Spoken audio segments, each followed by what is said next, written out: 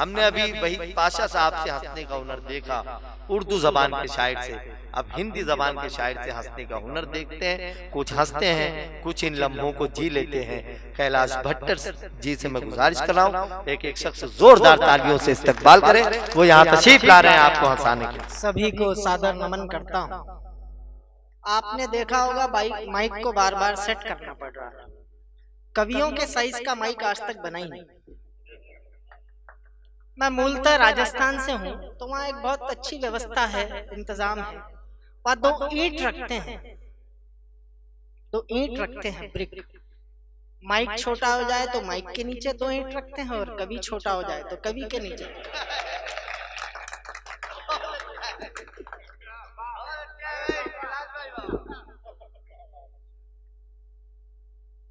आरिफ सैफी साहब और आप तमाम लोगों का बहुत बहुत आभार, शुक्रिया जो आप लोग यहाँ जमा हुए हैं हमें सुनने के लिए। सुनना भी एक बहुत बड़ी कला है, सुनना भी एक बहुत बड़ी कला है, क्योंकि दौर ऐसा चल रहा है, बेटा बाप की नहीं सुन रहा है, भाई भाई की नहीं सुन रहा है, पत्नी पति की नहीं सुन रही है, बहू सास की नहीं सुन रही है, अखिलेश जी मुलायम जी की नहीं सुन रहे हैं, राहुल जी सोनिया जी की नहीं सुन रहे हैं, केजरीवाल की कोई नहीं सुन रहा है, और मोदी जी का क्या कहना, मोदी जी किसी के बाप की नहीं सुन रहे।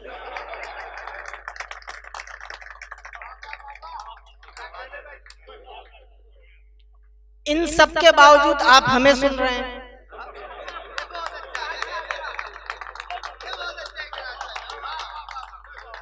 तो आपके सम्मान में एक बार ताली बजा दें सर। अच्छा देखिए, वक्त निकालना भी एक बहुत बड़ी बात है। पुराना जमाना हुआ करता था जब घड़ी किसी किसी के पास हुआ करती थी, लेकिन वक्त सबके पास हुआ करता था। लेकिन अब घड़ी सबके पास है, वक्त किसी के पास नहीं। अच्छा, मुझे सुनने के लिए आपको ज्यादा टेंशन में रहने की जरूरत नहीं है, लेकिन आपको अटेंशन रहना पड़ेगा। आप ये समझ लीजिए कि मैं 2 रुपए का नोट हूं, और ये जो मंच पे शायर बैठे हैं ये सब 500 और 2000 के नोट हैं।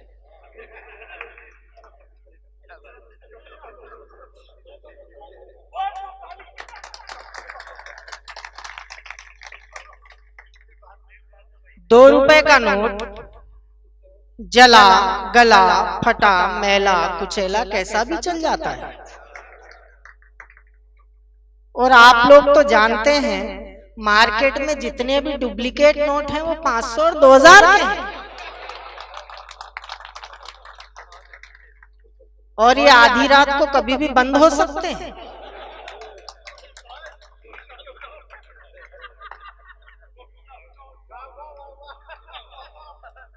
ये हार घर ले जाना है, यही रखना है।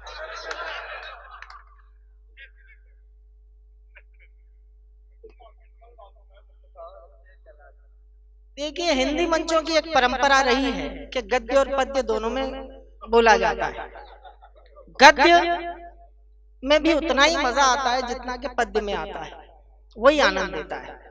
तो हिंदी मंचों पे ये शुरुआत की थी सत्यदेव शास्त्री, सूंड फैजाबादी, केपी सक्सेना, शरद जोशी। तो उन्हीं की परंपरा को मैं आगे निभाते हुए कुछ एक आपका मनोरंजन करूंगा, फिर कुछ कविताएं सुनाऊंगा। देखिए, हास्य पैदा करने के लिए कुछ लंबा चौड़ा लिखने की जरूरत नहीं है। छोटी छोटी बातों में हास्य उत्पन्न हो सकता है, ऑब्जर्वेशन की जरूरत है। मैं कल क्रिकेट मैच देख रहा था घर पर, तो बीवी हाथ में बेलन लेकर के बाहर की ओर लपकी। मैंने कहा भाग्यवान किधर? उसने कहा पड़ोसन से लड़ने। अरे मैंने कहा कल ही तो लड़के आई थी। बोली कल सेमीफाइनल था।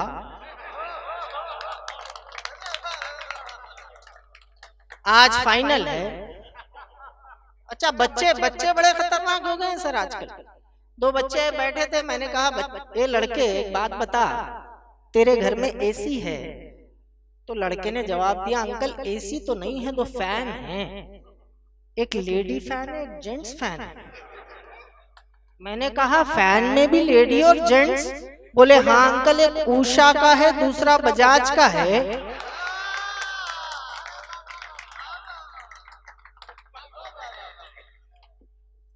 अच्छा, एक मास्टर साहब ने लड़के से पूछा, बोले लड़के सूर्य के कौन चक्कर लगाता है? तो लड़के ने जवाब दिया, पृथ्वी, धरती। मास्टर साहब बड़े खुश हुए, बोले शाबाश, सही जवाब। फिर मास्टर साहब ने दूसरा प्रश्न पूछा, पृथ्वी के कौन चक्कर लगाता है? तो वो लड़का सोचने लगा और धीरे से बोला, नरेंद्र मोदी।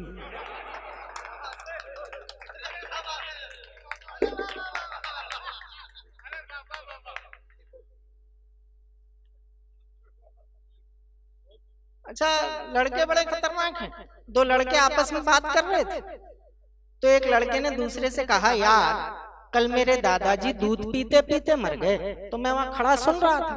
बोला यार दूध पीते पीते कैसे मर गए? कोई निवाला खाता है, गले में अटक जाता है तो मर जाता है। बोले अंकल आप समझे नहीं, वो जब दूध पी रहे थे तो अचानक से भैंस नीचे बैठ गई।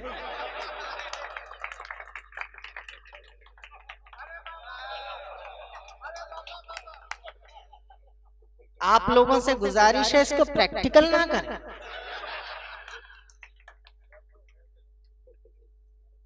तो ये लड़के बात कर रहे थे, तो दूसरा लड़का बोला ये तो कुछ भी नहीं है, मेरे दादाजी तो योगा करते करते मर गए। बोले यार योगा करते करते कैसे मर गए? बोले सवेरे 5 बजे बाबा रामदेव आते हैं टीवी पर, तो रामदेव बाबा ने कहा सांस बाहर छोड़िए, दादाजी ने सांस बाहर छोड़ी। रामदेव बाबा ने बोला और बाहर छोड़िए, दादाजी ने और सांस बाहर छोड़ी। और रामदेव बाबा ने ये कहा जब तक मैं न कहूं आप सांस भीतर नहीं लेना। इतने में करंट चला गया।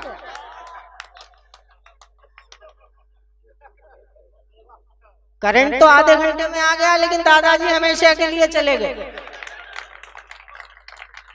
अच्छा, पिछले दिनों मैं और वहीद भाई एक कार्यक्रम में जा रहे थे ट्रेन में, वहां 8-10 महिलाएं नाखून घिस रही थी। तो मैंने कहा क्या कर रही हैं आप? बोले नाखून घिस रही हूँ। बाबा रामदेव ने कहा है नाखून घिसने से बाल बढ़ते हैं। तो वहां एक बुजुर्ग महिला बैठी थी, मैंने कहा माताजी आप नहीं घिसेंगी? बोले क्या बताऊं बेटा, मेरी बहू घिसती थी उसकी दाढ़ी मूंछ निकल आई।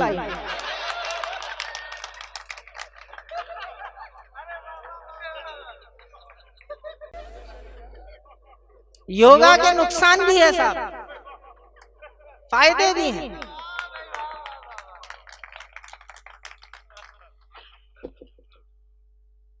योगा के नुकसान भी और फायदे भी हैं। दो लड़के बात कर रहे थे आपस में, कॉलेज के लड़के। तो कॉलेज के लड़के ने दूसरे से कहा यार मुझे योगा करने से बड़ा फायदा हुआ। तो दूसरे ने कहा यार क्या फायदा हुआ? मैं कल घर में शीर्षासन कर रहा था। शीर्षासन एक ऐसी क्रिया है योगा में जिसमें सर नीचे और पैर ऊपर होते हैं। तो मैं घर में बेडरूम में शीर्षासन कर रहा था, तो काफी दिनों से मुझे झंडू बाम की शीशी नहीं मिल रही थी, वो पलंग के नीचे मिल गई। बड़ा फायदा हुआ। तो दूसरे ने कहा यार मुझे तो नुकसान हुआ। बोले क्या नुकसान हुआ यार? बोले यार मुझे तो जूते पड़े। बोले यार जूते कैसे पड़े? मैं बोला देख यार, उसने कहा कल मैं पब्लिक गार्डन में शीर्षासन कर रहा था तो लोगों ने मुझे पीटा। बोले यार क्यों पीटा? अरे क्योंकि मैं मद्रासी हूँ।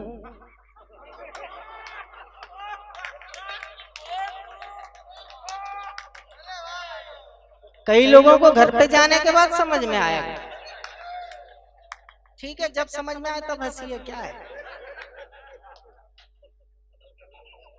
अच्छा, ये मद्रासी से एक बात याद आ गई। आजकल का फैशन देखा होगा आपने, बड़ा खतरनाक फैशन है।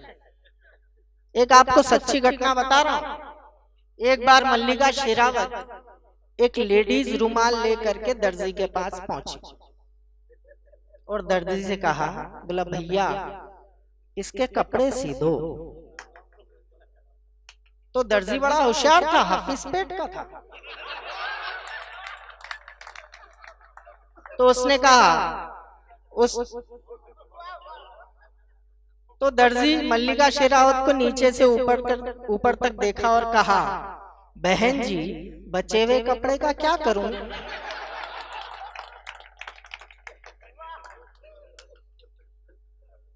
एक बार मैं और वहीद भाई एयरपोर्ट जा रहे थे बॉम्बे के लिए।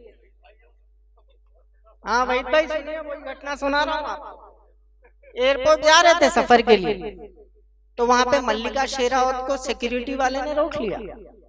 बोले आप ये जो माचिस की डिबिया ले जा रही हैं, आप एयरपोर्ट में फ्लाइट में ले जा नहीं सकती। तो मल्लिका शेरावत ने कहा, भैया ये मेरी सूटकेस है।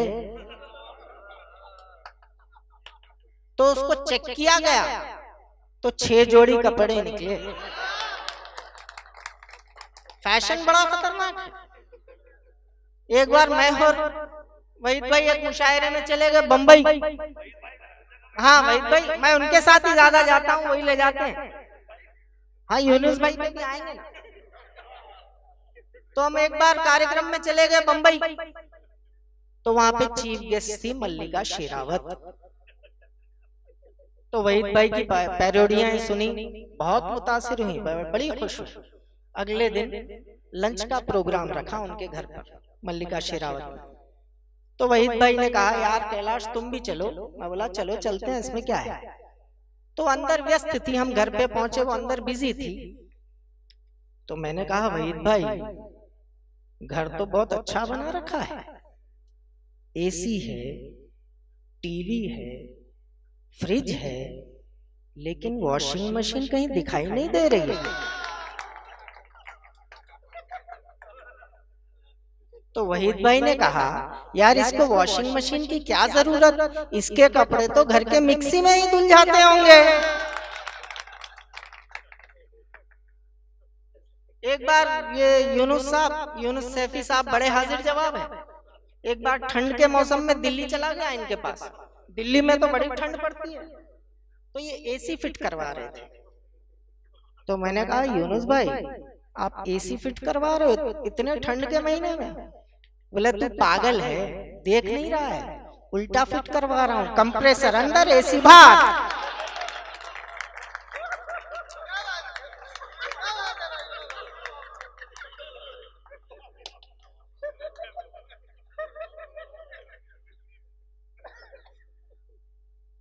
एक और सुन लीजिए कि सच्ची घटना। हम लोगों को कई बार कई जगह मुशायरे करना पड़ता है, कवि सम्मेलन करना पड़ता है, पशु मेले में भी जाना पड़ता है। यहाँ तो आप लोग हैं। तो एक बार पागल खाने में कवि सम्मेलन हुआ, तो वहीद भाई का नंबर आया। तो वहीद भाई ने अपना नंबर से पैरोडी शुरू की। तो ये जब पढ़ रहे थे तो एक पागल वार्डन के कान में कुछ कह रहा था। तो वहीद भाई ने कहा, जाओ यार भट्टड़, वो देखो जरूर मेरी तारीफ कर रहा होगा। तो मैं वार्डन के पास गया, बोला ये पागल आपके कान में क्या कह रहा है? तो वार्डन ने कहा, ये पागल आपके कान में क्या कह रहा है? तो मैंने कहा, वार्डन ने कहा, वहीद भाई ये कह रहा है कि ऐसे ऐसों को तो खुला छोड़ रखा है और हमको पकड़ रखा है।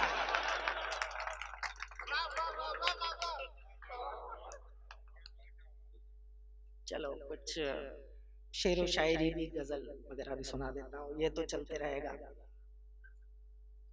देखिए आजकल की युवा पीढ़ी राजनीति और राजनेताओं के बारे में क्या सोच रखती है, एक छोटी सी कविता में कहने की कोशिश की है। कल मुझे अपना अमूल्य वोट देने जाना है, कल मुझे अपना बेशकीमती वोट देने जाना है, यानी कि बहुत से डाकुओं में से एक चोर को ढूंढ के लाना है।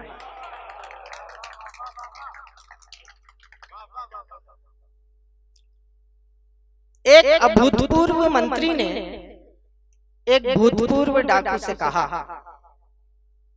एक नए मंत्री ने एक पुराने डाकू से कहा कि अब आप राजनीति में आ जाइए। एक नए मंत्री ने एक पुराने डाकू से कहा कि अब आप राजनीति में आ जाइए। डाकू बोला, जनाब मेहरबानी कीजिए, मुझे फिर से डाकू मत बनाइए।